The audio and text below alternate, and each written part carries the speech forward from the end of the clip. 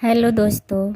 आज मैं एक कहानी प्रस्तुत सुनाने जा रही हूँ। बहू की विदा। पात्र जीवनलाल, एक धनी व्यापारी, अवस्था 50 वर्ष है। राजेश्वरी जो जीवनलाल की पत्नी है। जीवनलाल की पत्नी अवस्था 46 वर्ष है। रमेश जीवनलाल का पुत्र, अवस्था 22 वर्ष है। कमला कमला जो जीवनलाल की बहू है, वो रमेश की पत्नी है। अवस्था 19 वर्ष है। प्रमोद जो कि कमला का भाई है। कमला का भाई, अवस्था 23 वर्ष है। आइए स्टार्ट करते हैं कहानी। कमरा आधुनिक ढंग से सजा है। पर्दा उठने पर जीवनलाल खिड़की के समीप खड़े हुए दिखाई पड़ते हैं। वे बाहर की ओर देख रहे हैं। उनसे कुछ दूर हटकर ही प्रमोद विनम्र भाव से खड़ा है।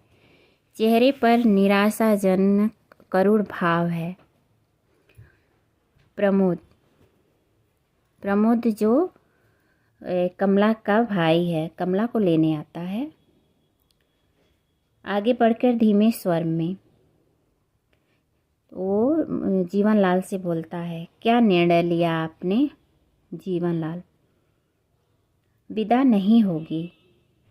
जीवनलाल बोलते हैं प्रमोद से कि बहू मतलब वो अपनी बहन को विदा कराने आए हैं। तो जीवनलाल बोलते हैं कि विदा नहीं होगी। प्रमोद जो ये कमला का भाई है, अब जीवनलाल से बोलता है, हर लड़की पहला सावन अपनी सखी सहेलियों के साथ हंस खेल कर बिताने का सपना देखती हैं। जीवनलाल, जानता हूँ। जीवनलाल सोफे पर बैठकर जम्हाई लेते हैं, मानो प्रमोद की बातों से उब रहे हों। प्रमोद, यह जानकर भी? जीवनलाल, अपना निर्णय सुना चुका हूँ, विदा नहीं होगी। प्रमोद, यदि मैं कमला को बिना लिए ही गया तो माँ का हृदय टूट जाएगा। जीवनलाल, मैं मजबूर हूँ। अगर माँ बहन का इतना ही ख्याल था तो दहेज पूरा क्यों नहीं दिया? प्रमोद दीन स्वर में, अपनी सामर्थ्य के अनुसार जितना भी हो सका हमने दे दिया। फिर भी अगर, जीवनलाल कड़े स्वर में, अगर तुम्हारी सामर्थ्य कम थी तो अपनी बराबरी का घर देखते। झोपड़ी में रहकर महल से नाता क्यों जोड़ा? प्रमोद हाथ जोड़कर, जी। जीवनलाल उठकर आवेश में टहलते हुए, देना तो दूध, बारात की खातिर भी ठीक से नहीं की गई।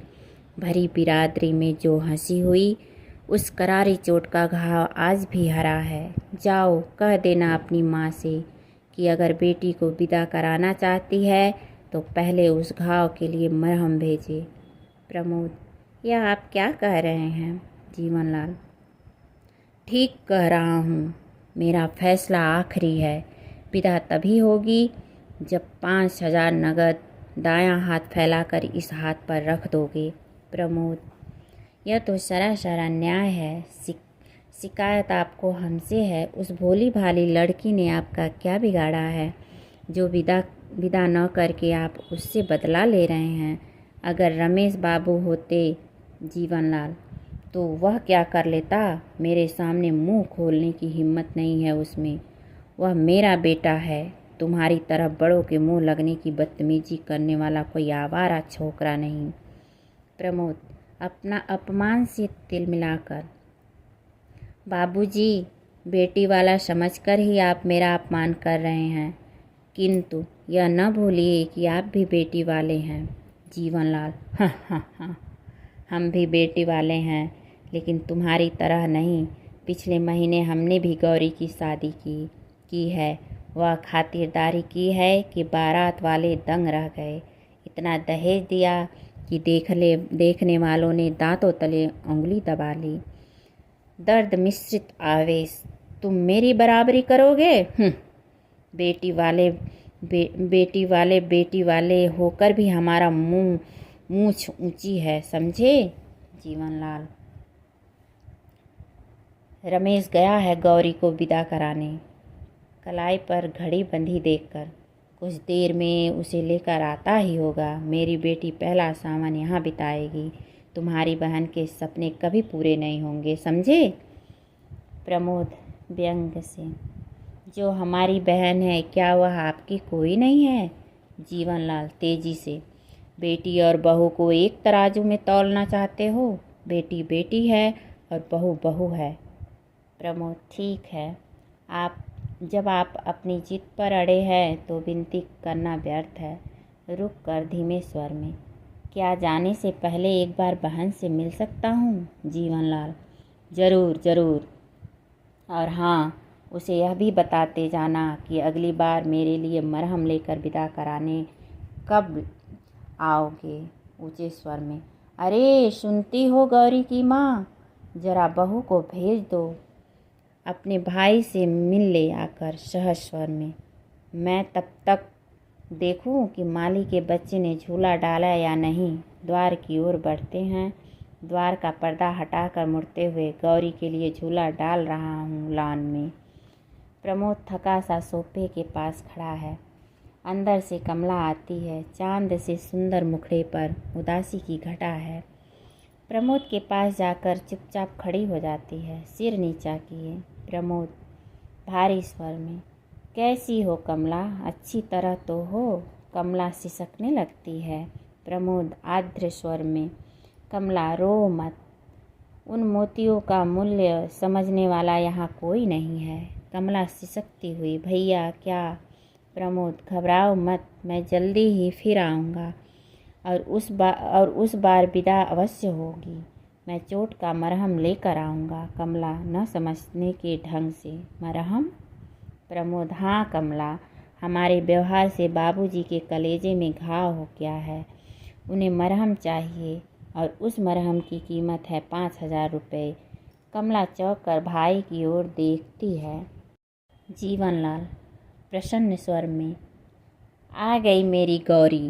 राजेश्वरी से, अरे खड़ी खड़ी मेरा मुंह क्या देख रही हो? अंदर से मिठाई का थाल लाओ।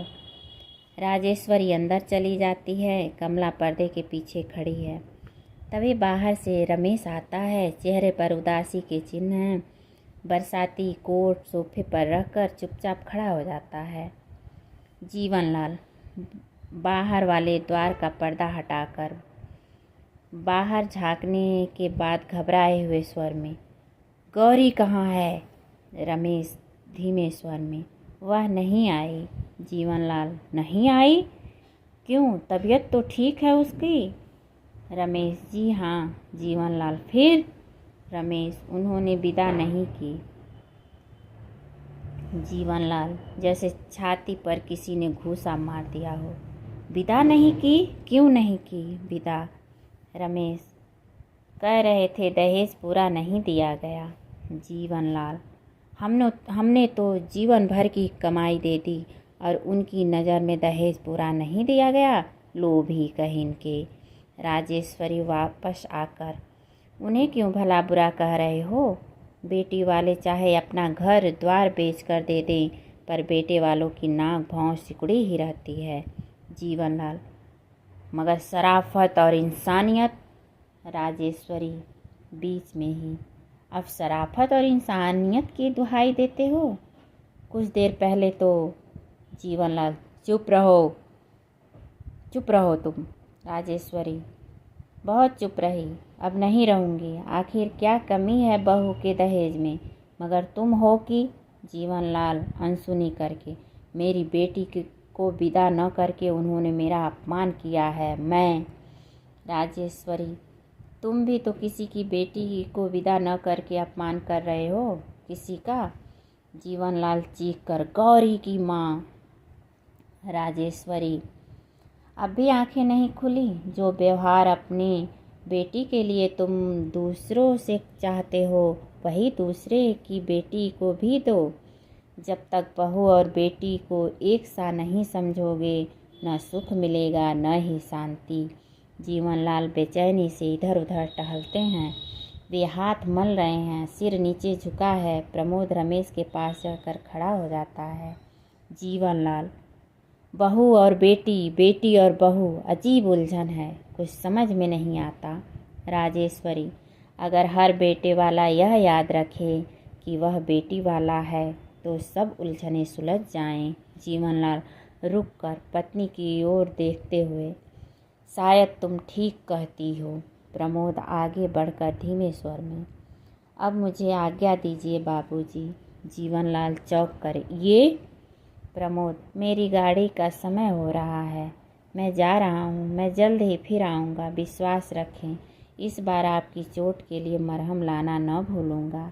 जीवनलाल दुखी स्वर में, ठहरो प्रमोद, मुझे और लज्जित ना करो। बेटा, मेरी चोट का इलाज बेटी की ससुराल वालों ने दूसरी चोट से कर दिया है। प्रमोद लौटता हुआ आश्चर्य से, बाबूजी। जीवनलाल निश्वास छोड़कर, कभी कभी चोट भी मरहम का काम कर जाती है बेटा। राजेश्वरी की ओर मुड़कर, अरे खड़ी खड़ी हमारा मुंह क्या देख रही हो? अंदर जाकर तैयारी क्यों नहीं करती? बहू को विदा नहीं करनी है क्या? कमला हर्ष के आंसू पोंछती हुई शीघ्रता से अंदर जाती है। जीवनलाल मंद गति से खिड़की की ओर बढ़ते हैं और तभी धीरे धीरे पर्दा गिरता है। धन्यवाद।